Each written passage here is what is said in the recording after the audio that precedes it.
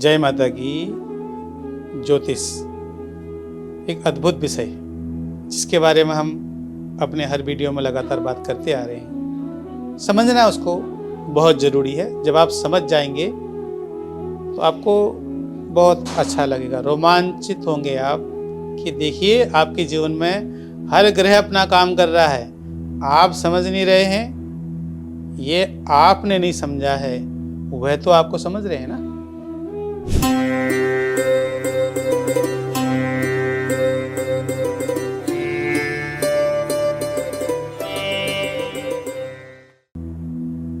ऋषि मुनियों ने इसको क्यों इतना प्रचार किया, इसको क्यों बनाया। जैसे महर्षि पाराशर जी ने इस विषय पर बहुत अध्ययन किया और उन्होंने अपना पूरा ऋषि तो जितना तपस्या से इसको प्राप्त किया। वो ऋषि लोग जो तपस्या करते थे, जो ज्ञान का संकलन करते थे, रिसर्च शब्द जो है वो ऋषि से आया हुआ है। रिसर्च जो है वो ऋषियों से आया हुआ है। अंग्रेजों ने उसी को रिसर्च में, आज क्या करते हैं, रिसर्चर क्या कर रहे हैं, किसी विषय एक को लेकर रिसर्च कर रहे हैं। महर्षि पाराशर, महर्षि जैमिनी, इन्होंने विशेषकर ज्योतिष के क्षेत्र में बहुत अनेक ऋषियों ने काम किया। हर ऋषि ज्ञानी थे। महर्षि वशिष्ठ जी के बारे में एक उदाहरण आता है। वशिष्ठ जी भगवान राम जी के गुरु जी थे। अब राम जी का जन्म तो किस लिए हुआ था? राम जी का जन्म ये सब मनुष्य आम जीवन जीने के लिए थोड़ी हुआ था। बहुत से लोग कहते थे कि वशिष्ठ जी ने मुहूर्त निकाला था और राम जी को वनवास हो गया। नहीं भाई, आप समझे ज्योतिष को, वह एक लीला थी। किस चीज की लीला थी? संसार में असुरों का, दुष्टों का समन करना था।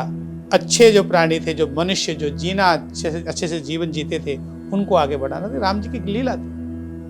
तो वशिष्ठ जी को पता था, मुहूर्त निकला, उसके कारण थे, और वो बहुत बड़ा विषय हो जाएगा। उस पर हम बाद में कभी विस्तार से बात करेंगे आगे अपने चैनल में। बहुत समय हम लोगों को मिलेगा उसके बारे में समझने के लिए। तो जो ज्योतिष है, इसके अनुसार जीवन जीना शुरू करें। आत्मा कारक कहा गया है सूर्य को। सूर्य सीधे आत्मा कारक ग्रह हैं। आत्मा की जो उन्नति है वह सूर्य भगवान के, सूर्य ग्रह के प्रभाव से विशेष रूप से होती है। अब उस आत्मा को उन्नत करने के लिए क्या करें हम? आत्मा की उन्नति के लिए तो हम यहाँ संसार में आए हैं, तो उस आत्मा की उन्नति के लिए क्या करें? हम अपने जीवन की दिनचर्या को व्यवस्थित करें। ब्रह्म मुहूर्त में उठ करके हमने अपना स्नान आदि किया और कुछ शारीरिक व्यायाम कर लिए, प्राणायाम कर लिया, श्वासों का अंदर संचरण कर लिया, और सबसे पहले हमने भगवान सूर्य को जल दिया। देखिए यहां ध्यान रखिएगा, ज्योतिष का संबंध इन सब बातों से है। क्यों सूर्य को अर्घ्य देते हैं? क्या कोई विश्व की सबसे बड़ी अंतरिक्ष की एजेंसी, नासा हो, इसरो हो, कोई भी एजेंसी हो, क्या सूर्य को जल दे सकती है? आप मान सकते हैं सूर्य को जल जा सकता है? सब मानेंगे नहीं। मगर इस विषय को ना समझ करके ज्योतिष को आक्षेप करना बड़ा आसान हो जाता है लोगों को। तो कभी भी ध्यान दीजिएगा, सूर्य को जल देना है, ये एक कहावत है, कहा जाता है। मगर हम सूर्य को जल नहीं देते, हम सूर्य भगवान को जल चढ़ाते हैं और उस सूर्य के जल को देखते हुए हम खुद चार्ज होते हैं। हम उससे ऊर्जावान हो जाते हैं, हमारी ऊर्जा जग जाती है उस 3 सेकंड के जल को देने से। अब देखिए, आत्मा का संबंध सूर्य भगवान से। सुबह आप उठे और आपने स्नान आदि किया और आपने सबसे पहले क्या किया? पूजा किया। पूजा करके भगवान सूर्य को जल दिया, तो आपने अपनी पॉजिटिविटी, सकारात्मक ऊर्जा अपने अंदर भर ली। जब सकारात्मक ऊर्जा भर जाएगी तो कोई नकारात्मक ग्रह आपको प्रभावित करके आपके द्वारा कोई गलत कार्य नहीं करने देगा, नहीं होने देगा। वो नहीं कर सकता है कोई भी नकारात्मक ग्रह।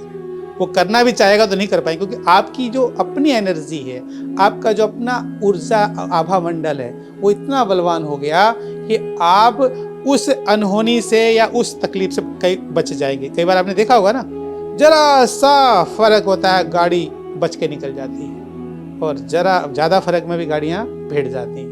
और एक्सीडेंट हो जाता है, खड़े खड़े वहाँ पर कुछ का कुछ हो जाता है। तो ये आपका कैसे होता है ये हम बताएंगे, किस प्रकार होता है, किस ग्रह के कारण होता है, ये अलग विषय है, मगर उसके लिए एक दिनचर्या बना के जीवन जीना अत्यंत आवश्यक है। वो आत्मा कारक को, अपनी आत्मा को उन्नत करना है, आत्मा के बल को बढ़ाना। जब आत्म बल बढ़ जाएगा तो आप अपना कल्याण तो करेंगे, उसके द्वारा औरों का भी कल्याण करेंगे। तो यह है ज्योतिष की ग्रहों की विशिष्ट गणना। उन ग्रहों के द्वारा हमें जीवन जीते हुए कैसे अपने आप को और श्रेष्ठ बनाना है। पुरुष सत्व तो इंसान के अंदर, पुरुष मानव जो इंसान है, उस मानव को महामानव बनने में देर नहीं लगती, उस पुरुष को पुरुषोत्तम बनने में देर नहीं लगती, जब उसके अनुकूल ग्रह जो उसको लाभ दे रहे हैं उसको फल देने लग जाते हैं, अच्छे फल देने लग जाते हैं। और उन अच्छे फलों को प्राप्ति के लिए आपको एक सकारात्मक दिशा की तरफ जाना पड़ता है। एक पौधे को लगाएं और उसमें अपने समय पर खाद और पानी डाला तो वही पौधा आपको बहुत सुंदर सुंदर फूल दे देता है, या बहुत सुंदर कोई सब्जी का पौधा है तो सब्जी दे देता है। यही जीवन है, यही ग्रहों का योग है। इस को समझना है और ग्रहों के सर्व प्रकाशवान ग्रह सूर्य के बारे में समझना है कि सूर्य को हमने जो जल चढ़ाना है उस सुबह ब्रह्म मुहूर्त में चढ़ाना है, और उस जल के द्वारा हमको ऊर्जावान बनना है। और देखिए, नंगे एक बिजली का तार हम आपको छुआएं करंट लगा के, उसमें प्लग में लगा के, तो आपको करंट लगता है, 1 सेकंड भी नहीं लगता। तो क्या 3 सेकंड में आप ऊर्जावान चार्ज नहीं हो सकते? बिल्कुल हो सकते हैं। समझना है, सिर्फ समझना। तो समझिए, जानिए, हमको जानिए, हमारे चैनल को जानिए।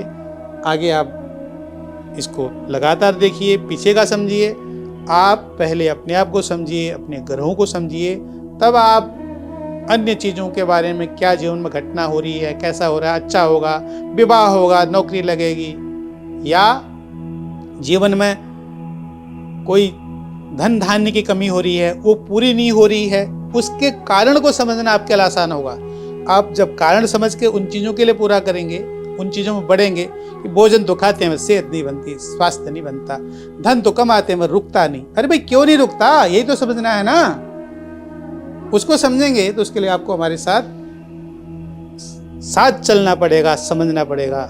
ज्ञान आपके अंदर भी है, समझिए उसको, ठीक है? इसको समझना है। जय माता की।